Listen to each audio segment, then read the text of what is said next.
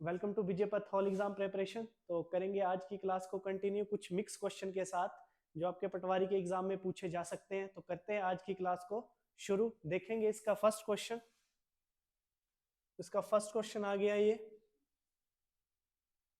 Choose the sentence having intransitive verb. Intransitive verb choose करनी है इसमें आपने।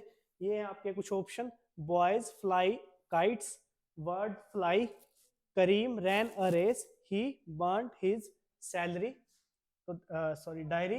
तो आपके पास ये कुछ टाइम है, तो ऑप्शन नंबर बी इस पे बिल्कुल सही आएगा, क्योंकि इंट्रांसिटिव वर्ब, इंट्रांसिटिव वर्ब वो वर्ब होती है जहां पे किसी ऑब्जेक्ट की हमें नीड नहीं होती, ऑब्जेक्ट की रिक्वायरमेंट नहीं होती। तो हमारा ऑप्शन बी इसमें बिल्कुल सही होगा, बॉयज फ्लाई काइट, क्योंकि यहाँ पे एक ऑब्जेक्ट का यूज किया गया है। तो ये आपका ट्रांजिटिव वर्ब में आएगा। सेकंड में आपका किसी भी ऑब्जेक्ट का यूज नहीं किया गया है, तो ये आपका आएगा। तो यहाँ पे ये वाला ऑप्शन आपका बिल्कुल सही होगा। थर्ड में क्रीम रैन अरेस, यहाँ पे भी ऑब्जेक्ट का यूज किया गया है, तो ये ट्रांजिटिव वर्ब में आएगा आपका, ये ट्रांजिटिव वर्ब में। और ही बर्न्ट हिज डायरी, तो ये भी आपका एक ट्रांजिटिव वर्ब है। ट्रांजिटिव वर्ब, ट्रांजिटिव वर्ब में ऑब्जेक्ट की रिक्वायरमेंट होती है किसी भी सेंटेंस को पूरा करने के लिए, लेकिन यहाँ पे कोई भी ऑब्जेक्ट का यूज नहीं किया गया है, तो ऑप्शन बी इस पे बिल्कुल सही होगा।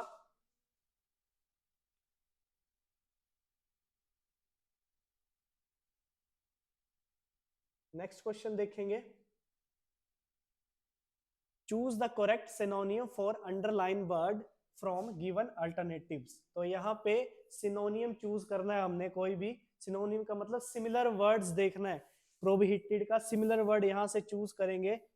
कौन सा ऑप्शन होगा? एलो, अलो, ग्रांट, बैन और सैंक्शन। आपके पास चार ऑप्शन दिए गए हैं इसके, तो इसमें से ऑप्शन चूज करना है हमने। तो ये आपके पास टाइमिंग शुरू हो गया, 5 4 3 2 1।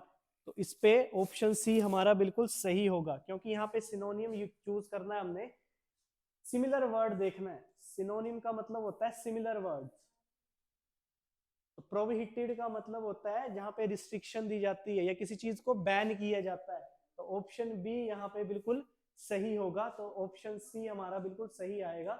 इस बैन का सिनोनियम प्रोहिबिटेड। नेक्स्ट क्वेश्चन देखेंगे इसका, ही डील्स डैश स्टेशनरी। तो यहाँ पे आपके ऑप्शन रहे, option A with, B option आपका आ गया एट, थर्ड ऑप्शन ऑन, और ऑप्शन डी आ गया इन। तो ये आपकी टाइमिंग शुरू हो गई है, 5 4 3 2 और 1। तो ऑप्शन डी इस पे बिल्कुल सही होगा। ऑप्शन डी यहाँ पे बिल्कुल सही आएगा, क्योंकि he deals in stationery. With नहीं आएगा यहाँ पे, क्योंकि विद का यूज हम किसी प्रॉब्लम सॉल्विंग के लिए करते हैं। जब भी बिजनेस पर्पस के लिए यूज किया जाता है, तो बिजनेस पर्पस के लिए तो इन का यूज करते हैं। कुछ लोग यहाँ पे विद का यूज करेंगे, लेकिन विद का यूज नहीं होगा। विद का यूज आपका किसी पर्सनल प्रॉब्लम के लिए, डील किसी प्रॉब्लम से डील करते हैं तब विद का यूज करते हैं, लेकिन जब बिजनेस की बात आएगी तो यहाँ पे इन का यूज करेंगे। तो ऑप्शन डी इसमें बिल्कुल सही होगा। नेक्स्ट क्वेश्चन देखेंगे इसका, we reached safe and sound, which part of speech sound is. तो यहाँ पे चेक करेंगे कि ये नाउन है, एडवर्ब है, एडजेक्टिव है, या नन ऑफ दीज। तो यहाँ पे साउंड के बारे में बताया गया है, तो ऑप्शन सी इसमें बिल्कुल सही आएगा, क्योंकि we reached safe and sound. तो यहाँ पे साउंड एंड सेफ ये दोनों आपके एडजेक्टिव में आएंगे, साउंड एंड सेफ। तो हमारा इस पे नाउन नहीं आएगा, एडवर्ब नहीं आएगा, और नन ऑफ दीज भी नहीं आएगा। यहाँ पे एडजेक्टिव आएगा, साउंड एज एडजेक्टिव यूज किया जाता है। नेक्स्ट क्वेश्चन देखेंगे इसका,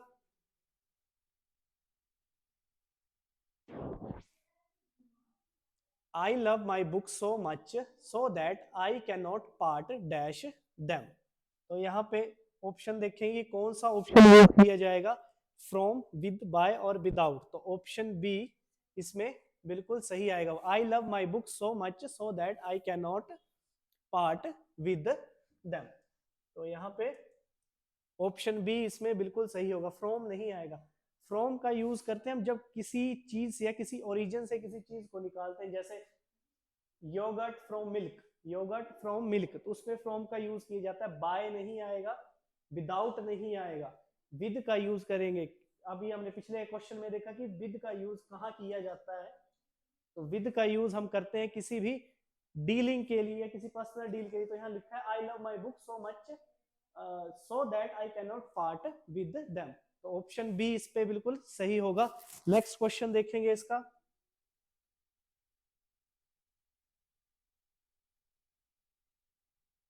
choose correct antonym of malice. तो यहाँ पे एंटोनियम चूज करना है। एंटोनियम का मतलब किसी अपोजिट वर्ड का यूज करना है हमने। तो यहाँ पे ऑप्शन आ गया goodwill, I will, spite and hate. तो यहाँ पे देखना है कि इसका अपोजिट वर्ड क्या है। मेलाइस का अपोजिट वर्ड देखना है। एंटोनियम का मतलब अपोजिट वर्ड, तो ऑप्शन ए इस पे बिल्कुल सही होगा। मेलाइस का मतलब होता है कोई भी ऐसी चीज जो किसी इवल एक्टिविटी के लिए की जाती है, और गुडविल का मतलब होता है किसी अच्छे काम के लिए किसी चीज का यूज करते हैं हम, तो गुडविल का यूज करते हैं। और इसका मेलाइस का मतलब होता है किसी इवल काम के लिए यूज किया जाता है, तो इसका अपोजिट वर्ड गुडविल आएगा। तो ऑप्शन नंबर ए इस पे बिल्कुल सही होगा। नेक्स्ट क्वेश्चन देखेंगे इसका। Pay attention to your work dash you will not make mistake. तो आपका फर्स्ट ऑप्शन है अनलेस, सेकंड है शो दैट, थर्ड है थ्रू, और लास्ट है इफ। तो इस पे से करेक्ट ऑप्शन चूज करना है कि कौन सा ऑप्शन इस पे राइट होगा। तो ऑप्शन बी इस पे बिल्कुल सही होगा। Pay attention to your work so that you will not make mistake.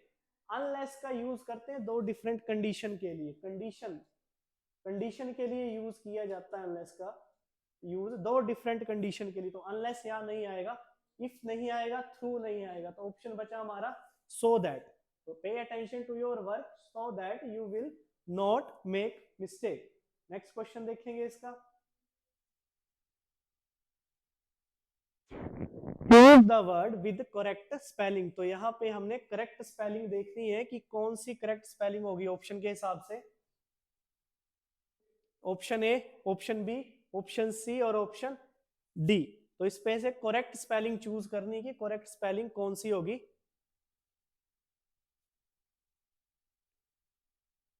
तो यहाँ पे ऑप्शन बी बिल्कुल सही आएगा। ये वाली स्पेलिंग गलत है इसकी, ये वाली स्पेलिंग भी गलत है, और ये वाली स्पेलिंग भी गलत है। ये वाली स्पेलिंग इसकी बिल्कुल ठीक है। इसका मतलब होता है हानिकारक, परनीशियस यानी कि हानिकारक। तो ऑप्शन बी इस पे बिल्कुल सही होगा। नेक्स्ट क्वेश्चन देखेंगे इसका। Choose the correct meaning of following phrase item underlined in the sentence. तो आइटम और फेज चूज करना है। The scientist worked for donkey years to arrive the formula. तो option A a long time, option B a short time, option C for donkeys and option D for a few years. तो यहाँ पे देखें कि option कौन सा सही होगा। तो ऑप्शन ए इस पे बिल्कुल सही होगा, अ लॉन्ग टाइम, अ लॉन्ग टाइम। नेक्स्ट क्वेश्चन देखेंगे इसका। His first failure did not dash him from making another attempt. Option first deter, option second hold, option third stop and option D check. तो इस पे से चेक करेंगे कि कौन सा ऑप्शन सही होगा। तो ऑप्शन ए इसमें बिल्कुल सही होगा। His failure did not deter him from making another attempt. Option A इस पे बिल्कुल सही होगा। तो आज के लिए बस इतना ही, बाकी क्वेश्चन नेक्स्ट वीडियो में करेंगे। तब तक के लिए जय हिंद, जय भारत।